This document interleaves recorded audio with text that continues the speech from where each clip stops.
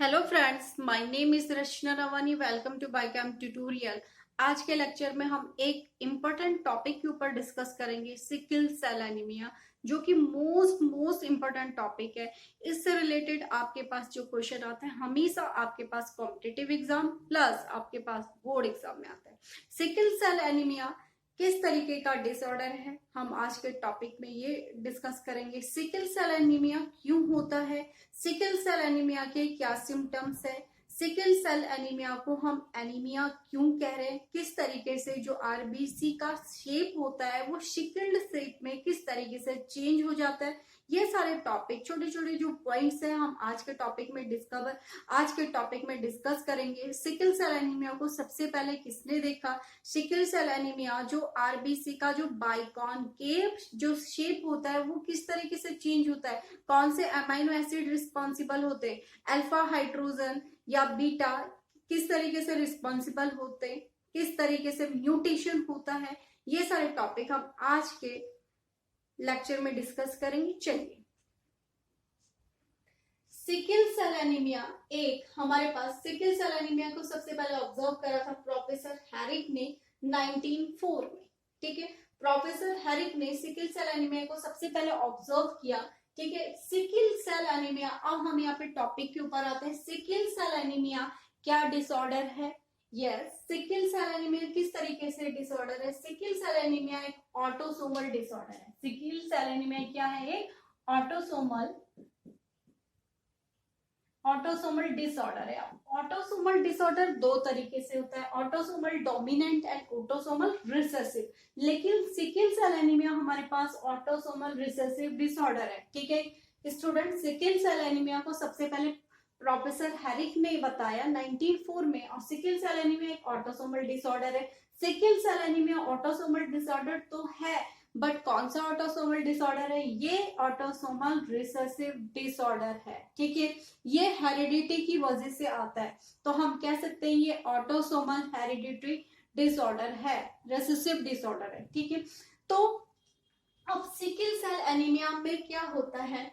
Abnormal haemoglobin formed known as haemoglobins. ठीक है, तो सिकल सेल एनीमिया में जो क्या होता है, हीमोग्लोबिन होता है। ठीक है, हीमोग्लोबिन को हम क्या कहते हैं? HB। ठीक है, तो sickle cell anaemia haemoglobin HBB की वजह से होता है। सिकल सेल एनीमिया में जो हीमोग्लोबिन होता है वो एबनॉर्मल कंडीशन में आ जाता है। अब नॉर्मल कंडीशन में होगा तो क्या करेगा? प्रॉपर बाइकॉन, इसका जो शेप आरबीसी का ये होगा, लेकिन ये अपनी नॉर्मल कंडीशन में नहीं हो पाता, उसका शेप साइज सब कुछ चेंज हो जाता है। ठीक है, तो ये एबनॉर्मल कंडीशन में आ जाता है, जिसको कि हम क्या कहते हैं? हीमोग्लोबिन्स कहते हैं। ठीक है, ये एबनॉर्मल कंडीशन में आ जाता है हीमोग्लोबिन, जब उसको हम हीमोग्लोबिन्स कहते हैं। ठीक है, next important topic, erythrocytes. RBC means erythrocyte, WBC means leucocytes. इस तरीके से हम पढ़ते हैं। इरिथ्रोसाइट्स बिकम, जो हमारे पास इरिथ्रोसाइट्स मींस आरबीसी, आरबीसी का जो शेप होता है इस तरीके से बाइकॉनकेव, जो ये आरबीसी का हमारे पास शेप होता है। इरिथ्रोसाइट्स बिकम सिकल शेप, जो इसका ये शेप होता है बाइकॉनकेव या स्फेरिकल, जो आप बोलते हो, आपको बाइकॉनकेव दिखता है, तो इसका जो ये शेप होता है वो चेंज हो जाता है। इस तरीके से ये सिकल शेप में हो जाता है, तो इसलिए हम इसको क्या कहते हैं? Erythrocytes become sickle cell shaped under deficiency of oxygen। ठीक है, अंडर आप यहाँ पे डेफिशिएंसी ऑफ ऑक्सीजन लिख सकते हो, या आप ये डिक्रीज का साइन है। ऑक्सीजन का लेवल जब नीचे गिर जाता है या कम हो जाता है, डेफिशिएंसी हो जाती है, तो जब आरबीसी का जो शेप होता है इस तरीके से होता है। हम यहाँ पे कहते हैं कि आरबीसी में क्या होती है? प्रोटीन होती है। कैसी प्रोटीन? स्फेरिकल, यहाँ पे शेप होता है, इसमें प्रोटीन होती है।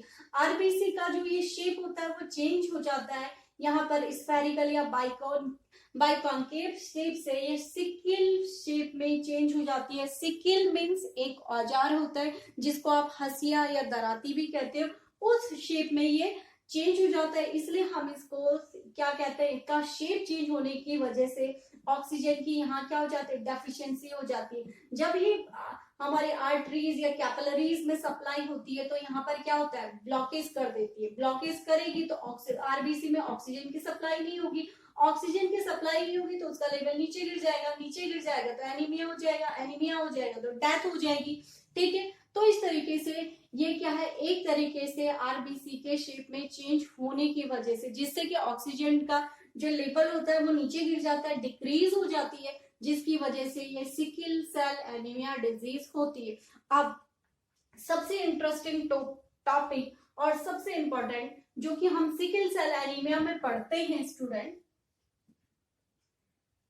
देखिएगा ये हमारे पास सपोज ये क्या है, हमारे पास क्रोमोसोम्स है। ठीक है, ये क्रोमोसोम्स है, सपोज ये क्रोमोसोम्स, कोई भी आप क्रोमोसोम्स ले लीजिएगा, यहाँ पर क्रोमोसोम्स के अलग अलग नंबर लगे हुए, सपोज यहाँ पे क्रोमोसोम्स नंबर क्या है, क्रोमोसोम्स नंबर 11 है। ठीक है, इस क्रोमोसोम्स नंबर 11 पे क्या होगा, सिकल सेल एनीमिया डिजीज हो जाती है। इस क्रोमोसोम्स नंबर 11 पे 12 पे हमने पढ़ा था कि हीमोफीलिया होता है, क्रोमोसोम्स नंबर 11 पे क्या होता है, सिकल सेल एनीमिया होता है, और इसकी वजह से भी ऑक्सीजन की डेफिशिएंसी हो जाती है, जिसकी वजह से एनीमिया हो जाता है। जबकि हमने हीमोफीलिया में क्या पढ़ा था, क्रोमोसोम्स नंबर 12, जबकि sickle cell anaemia chromosomes number 11 में चेंज होने की वजह से, या क्रोमोसोम्स नंबर 11 में सिकल सेल एनीमिया में ऑक्सीजन की डेफिशिएंसी हो जाती है, जिसकी वजह से इसका शेप चेंज हो जाता है। शेप चेंज हो जाता है तो वो ब्लड की प्रॉपर सप्लाई नहीं कर पाता, जिस तरीके से वो ब्लड वेसल्स में फंसने लग जाता है तो क्लॉट बनेंगे तो ब्लड की सप्लाई नहीं होगी, ऑक्सीजन की डेफिशिएंसी होगी, एनीमिया हो जाएगा, डेथ हो जाएगी। अब हम पढ़ते हैं, नेक्स्ट हमने पढ़ा ये बीटा हीमोग्लोबिन चेन होती है। अब बीटा हीमोग्लोबिन क्या होता है, सपोज ये हीमोग्लोबिन है माना, ठीक है, तो हीमोग्लोबिन अल्फा बीटा, ठीक है, अल्फा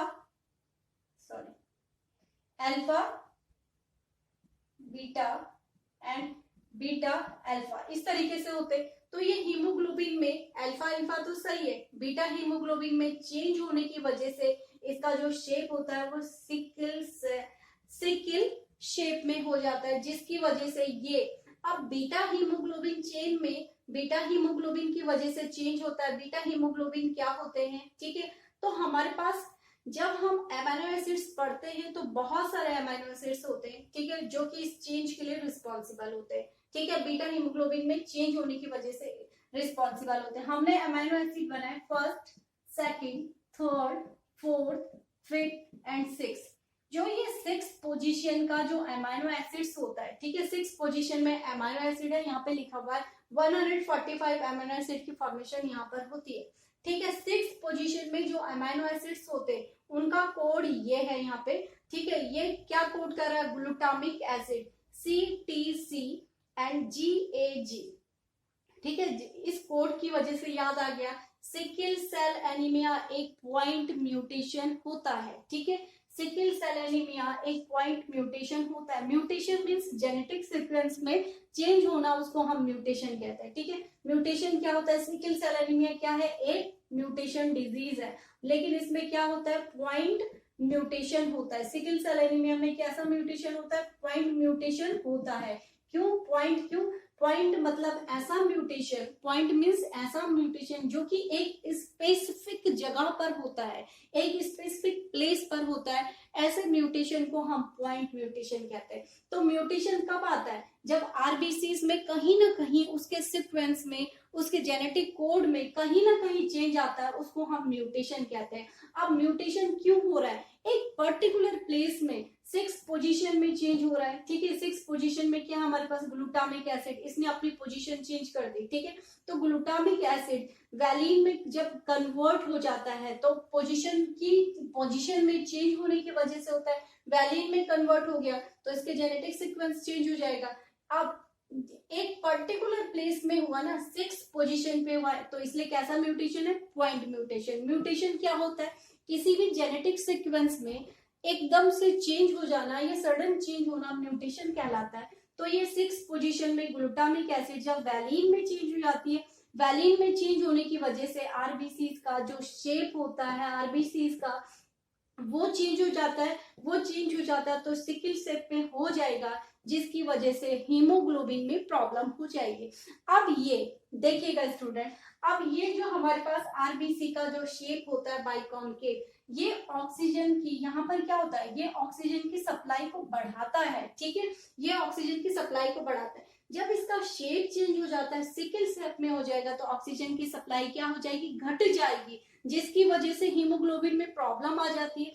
प्रॉब्लम आ जाती है तो इसका जो ये वाला शेप है वो चेंज हो जाएगा। कौन से शेप में हो जाएगा, सिकल शेप में हो जाएगा, जिसकी वजह से ऑक्सीजन की डेफिशिएंसी हो जाएगी। ऑक्सीजन की डेफिशिएंसी हो जाएगी तो एनीमिया हो जाएगा, और सिकल शेप में चेंज हुआ, इसलिए ऐसी डिजीज को हम सिकल सेल एनीमिया कहते हैं।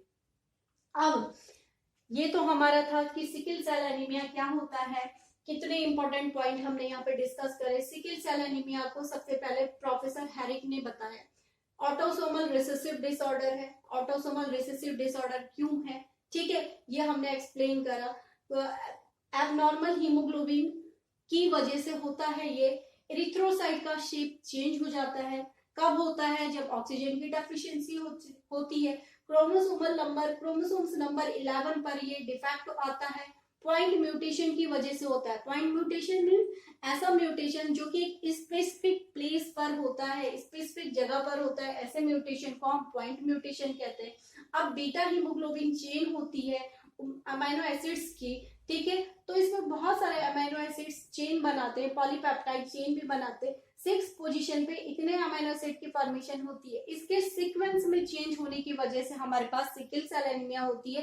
ग्लूटामिक एसिड वैलिन में चेंज हो जाता है, जिसकी वजह से हीमोग्लोबिन में प्रॉब्लम हो जाती है। प्रॉब्लम हो जाएगी तो आरबीसी का शेप चेंज हो जाएगा, सिकल सेल में कन्वर्ट हो जाएगा। अब इसके इंपॉर्टेंट पॉइंट, और जो सिकल सेल होता है हमारे पास, सिकल सेल एनीमिया जो डिजीज होती है उसके क्या क्या सिम्टम्स होते हैं। अब सिम्टम्स हमने टॉपिक को कवर किया, सिम्टम्स भी आपको अच्छी तरीके से आ गए। इट मीन्स ये क्या है, एक एनीमिया है, ठीक है। एनीमिया क्या होता है, जहां पर ऑक्सीजन की सप्लाई प्रॉपर नहीं हो पाती है और हीमोग्लोबिन की डेफिशिएंसी हो जाती है। जब हीमोग्लोबिन की सप्लाई ही नहीं होगी तो ऑक्सीजन का लेवल अपने आप नीचे गिरेगा, नीचे गिरेगा तो डेथ होने की संभावना होगी। क्यों, क्योंकि हीमोग्लोबिन प्रॉपर सप्लाई नहीं हो पा रहा है। प्रॉपर सप्लाई कहाँ होगा, हमारे ब्लड वेसल्स में। तो ब्लड वेसल्स में प्रॉपर तरीके से सप्लाई नहीं हो पाती हीमोग्लोबिन की। क्यों नहीं हो पाती, आरबीसी का शेप चेंज हो जाता है। क्यों शेप चेंज होता है, डिफेक्ट की वजह से। क्यों शेप चेंज होता है, पॉइंट म्यूटेशन की वजह से। सेकंड सिम्टम्स ऑक्लूशंस का मतलब होता है, वैसो मीन्स वेसल्स और इसका मतलब होता है बर्तन, ठीक है।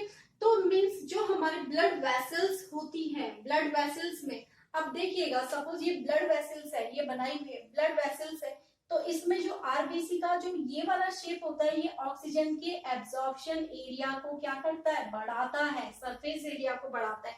जब ये वाला शेप चेंज हो गया, सिकल शेप में हो गया, तो ये क्या करता है, इस तरीके से शेप हो जाएगा, इस तरीके से शेप हो जाएगा, तो ये एब्जॉर्ब नहीं कर पाता ऑक्सीजन को, ठीक है। और जिसकी वजह से क्या होता है, जिसकी वजह से ये आगे नहीं बढ़ पाता और यहीं पर क्लॉट जमने स्टार्ट हो जाएंगे, जिसकी वजह से ऑक्सीजन क्या हो जाएगा, डिक्रीज होता चला जाता है, डिक्रीज होता चला जाएगा। तो इस कंडीशन में आरबीसी डिस्ट्रॉय हो जाते हैं और एनीमिया की कंडीशन आ जाती है। ऑक्सीजन डिस्ट्रॉय होगा, ऑक्सीजन सप्लाई नहीं करेगा ब्लड के साथ, तो प्रॉब्लम क्रिएट होगी और लास्ट में कंडीशन आती है, डेथ भी हो सकती है। तो इस तरीके से स्टूडेंट आज के टॉपिक में हमने सिकल सेल एनीमिया को डिस्कस करा, जो कि अपने आप में बहुत ज्यादा इंपॉर्टेंट या बहुत इंपॉर्टेंट टॉपिक है। आई थिंक स्टूडेंट आपको ये लेक्चर समझ में आएगा, तो प्लीज चैनल को लाइक एंड सब्सक्राइब जरूर करें, अपने फ्रेंड के साथ शेयर कीजिएगा। Thank you. नेक्स्ट लेक्चर में हम सिकल सेल एनीमिया के क्रॉस को पढ़ेंगे। Thank you student.